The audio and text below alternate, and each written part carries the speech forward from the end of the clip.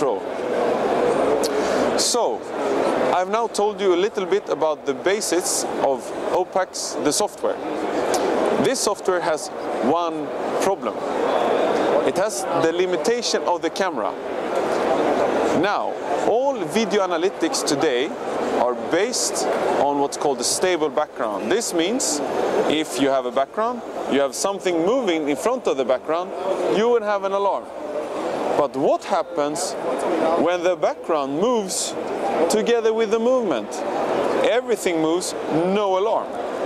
So how do we solve this? Well, we take the world three-dimensional. For the first time ever, we take the world from looking at it with only one eye and get 2 dimensions to 3 dimensions with 2 eyes. This is a military technology that comes from the Swedish military. It has been used to create 3-dimensional worlds in military operations in order to know a lot about the area. I will not go into details on for what purpose. Now, these are 2 cameras where the video stream is synchronized pixel by pixel. This is exactly what your eyes are doing in your brain. So we actually just see the world with these cameras like you do with your eyes. Therefore, I have an understanding of depth. What is the effect of this? If you take a look on this screen, you will be able to tell that the screen is moving in different directions as if you were walking around inside the image. This is made only with 2 cameras. And the 2 cameras are creating a live video stream that will give you 3-dimensional information. I will give you an example of the result of this. We have done a project together with the Norwegian Railway Authority. The problem they had was that during winter, people were going in to their tunnels to sleep. Because you know, at winter it's very cold, it snows, and when people don't have a home, they go into the tunnel to sleep and build a home.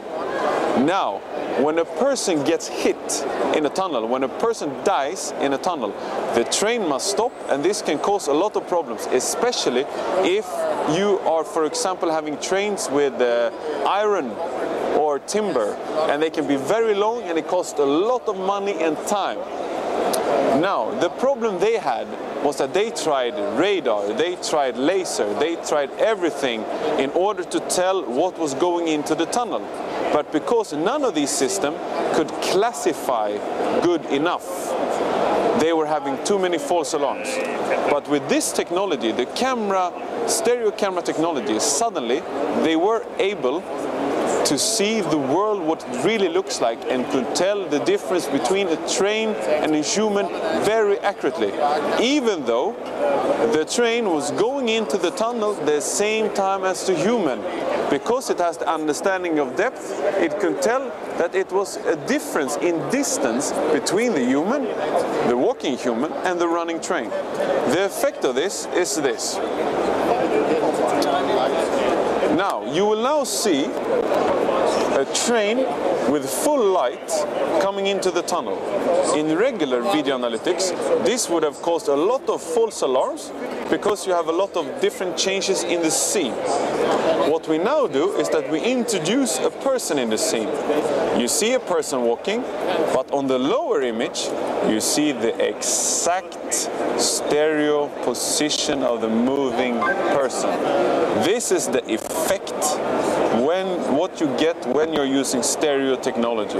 And because we have the complete awareness of depth, we have the understanding of everything that moves in the scene, just like your eyes.